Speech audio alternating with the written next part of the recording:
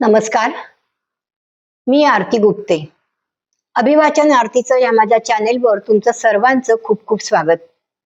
आज मी तुमच्या समोर रश्मी साठे यांनी लिहिलेला एक सुरेख लेख सादर करत आहे. मला अतिशय आवडला आणि तो तुमच्याशी शेअर करावासा वाटला. तर आपण ऐकणार आहोत रश्मी साठे यांनी लिहिलेला हा लेख. मग तुम्ही कुणाला आमंत्रण देणार, हे शीर्षक आहे लेखाचं. पण त्यापूर्वी एक छोटीशी सूचना की जर आजचा हा लेख आवडला, व्हिडिओ आवडला, तर जरूर एक छोटासा लाईक द्या आणि युट्यूबच्याच कॉमेंट सेक्शनवरती कॉमेंट करायला विसरू नका, कारण मी त्याची खूप मनापासून वाट बघत असते. त्याचप्रमाणे शेअर करा आणि जर चॅनेलला नवीन असाल किंवा अजून काही कारणाने सबस्क्राईब करायचं राहिलं असेल तर जरूर चॅनेल सबस्क्राईब करा, त्याची मला खूप गरज आहे. आणि अजून एक छोटीशी गोष्ट की जेव्हा मी तुम्हाला लिंक पाठवते किंवा जेव्हा तुम्ही बघता त्यावेळेला जी लिंक आहे किंवा लिंकचं जे चिन्ह आहे त्याच्यावर क्लिक केल्यास तुम्हाला लाईक, कॉमेंट, शेअर, सबस्क्राईब हे सगळे ऑप्शन्स दिसतील.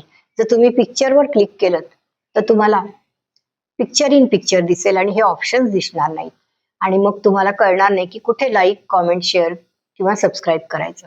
तर प्लीज त्या चिन्हावरती क्लिक करा. ऐकूया आपण.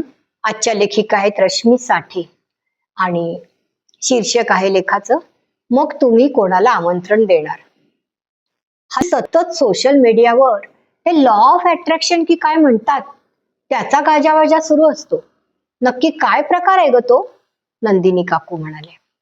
काकू, सोप्या भाषेत सांगायचं तर तुम्ही जसा विचार करता तशाच घटना तुमच्या आयुष्यात घडतात.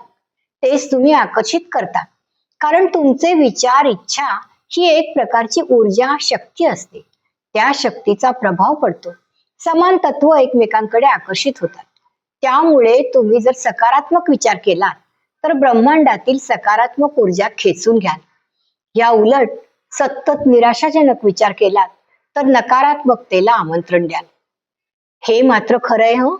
याचा फार विलक्षण अनुभव मी स्वतः घेतलेला आहे, ललिता काकू. म्हणजे सर्वांची उत्सुकता चाळवली आता. आज संक्रांतीचं हळदी कुंकू आणि त्यानंतर एक छोटस फॅमिली फंक्शन होतं. हळदी कुंकू झाल्यावर रात्री भरपूर ओलं खोबरं, कोथिंबीर पेरलेली, साजूक तुपानी माखलेली मुगाची खिचडी, पापड, लोणचं, खुसखुशीत गुळाची पोळी असा अगदी फक्कड वेध होता. जेवण झाल्यावर सर्व पुरुष मंडळी, आया, काकवा, सख्खी चुलत भावंड ह्यांचा गप्पांचा फड अगदी रंगात आला होता. आणि दुसऱ्या दिवशी शनिवार, त्यामुळे सगळेजण निवांत होते. विलक्षण अनुभव म्हणजे काय ग काकू? मी अगदी तरुण होते ग त्यावेळी, 20-22ची. ग्रॅज्युएट झाल्यावर काही दिवसातच मला गव्हर्नमेंट जॉब मिळाला. मी मूळची कोकणातली, नोकरी लागली मुंबई. तेव्हा काही आता सारखे स्मार्टफोन वगैरे तर नव्हतेच, पण लँडलाईनचा फोन ही सुद्धा एक चैन होती व. दादरला एका आजींकडे मी पेईंग गेस्ट म्हणून राहायचे. त्या आजी अगदी जेवढ्याच तेवढं वागत. माझे सख्खे काका राहायचे पुण्याला आणि मावशी नाशिकला. शुक्रवारी संध्याकाळी ऑफिस सुटलं की मी पुण्याला किंवा नाशिकला पळायचे आणि सोमवारी परस्पर ऑफिसमध्ये हजर. माझी एक खास मैत्रीण लग्नानंतर कोल्हापुरात होती. तिच्या सासरचे सगळे अगदी प्रेमळ आणि अगत्यशील. मधूनच एखाद्या वेळी मी तिच्याकडेही जायचे. दिवाळी सारख्या खास प्रसंगी मोठी रजा काढून कोकणात, टिपिकल मध्यमवर्गीय परिस्थिती, त्यामुळे प्रवास कायम पब्लिक ट्रान्सपोर्टनी. लाल परी लई भारी. तर त्यावेळी दररोज पेपरात बातम्या असायच्या. आज काय इथे ऍक्सिडेंट झाला, उद्या काय तिथे बस धडकली, अमुक इतकी माणसं गेली, तमुक जखमी झाली, वगैरे वगैरे. ते वाचून मला नेहमी प्रश्न पडायचा की मी सतत इतका प्रवास करत असते पण माझा कसा कधी ऍक्सिडेंट होत नाही. काकू, अगो हो ना. तर त्या वर्षी दिवाळीसाठी मी कोकणात घरी निघाले होते एसटीने. कधी एकदा आजीला, आई बाबांना, दादा बहिणीला, भाचरांना आणि आमच्या वरच्या माऊला बघते, भेटते असं झालं होतं मला. मुंबईहून प्रत्येकाच्या आवडीचा खाऊ, वस्तू अगदी आठवून आठवून सोबत घेतल्या होत्या. त्यावेळी फार अपूर्वाई होती बरं का ह्या सगळ्या गोष्टींची. आमचं कोकणातलं भलं मोठं घर, अंगण, परिसर हा सारखा नजरेसमोर येत होता. कधी एकदा संपतोय हा प्रवास आणि कधी मी घरी पोचते असं झालं होतं. आणि अचानक काय झालं कुणास ठाऊक, ड्रायव्हरचं स्टिअरिंग व्हील वरचं नियंत्रण सुटलं आणि आमची गाडी सुसाट वेगाने रोरावत जाऊ लागली. काय चाललंय ते कळायला काही सेकंद लागले आणि मग सर्वजण भीतीने किंचाळू रडू ओरडू लागले. आता कुठेतरी आपटून कपाळ मोक्ष.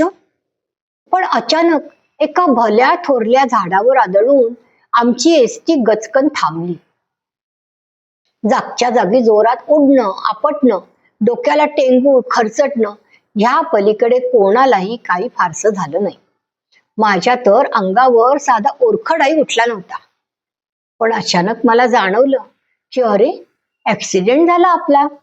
आणि जर झाडाला अडून एसटी थांबली नसती तर भयंकर काहीतरी घडलं असतं.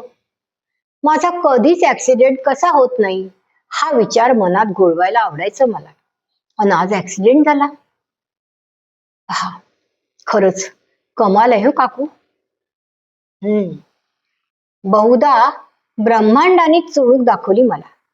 तुला ऍक्सिडेंट हवाय ना, घे आणि इथून पुढे योग्य तो धडा शिक.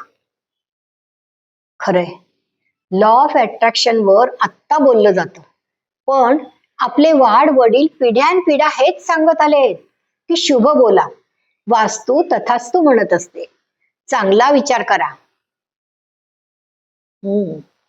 मग पण काकू, ऐकताना मात्र काटा आला हो अंगावर.